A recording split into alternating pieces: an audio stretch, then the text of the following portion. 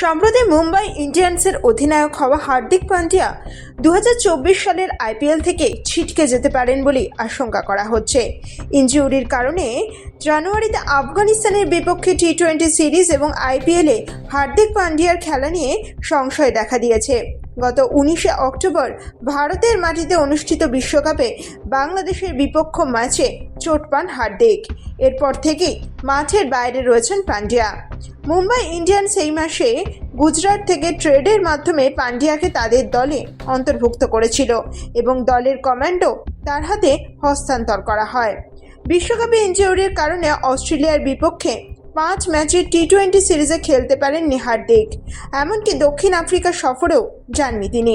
এখন আশঙ্কা করা হচ্ছে হার্দিকের চোট থেকে সেরে উঠতে অনেকটা সময় লাগতে পারে, যার ফলে তার আইপিএল 2024 অভিযান এখনও পর্যন্ত প্রশ্নের মুখে পড়ছে।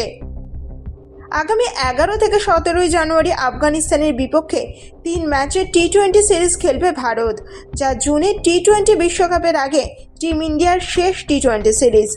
দক্ষিণ আফ্রিকার বিরুদ্ধে টি-20 সিরিজের শেষ ম্যাচে সূর্যকুমার যাদবের গোড়ালিতে চোট পাওয়ায় টিম ম্যানেজমেন্টকে উত্তেজনায় ফেলেছে।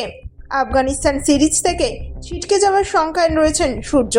শোনা যাচ্ছে সূর্যের সেরে উঠতে 6 থেকে 7 সপ্তাহ লাগতে পারে, তবে এখনই হলফ করে কিছুই বলা যাচ্ছে না।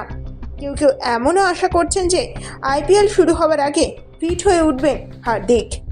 Bureau report, Kolkata 24x7।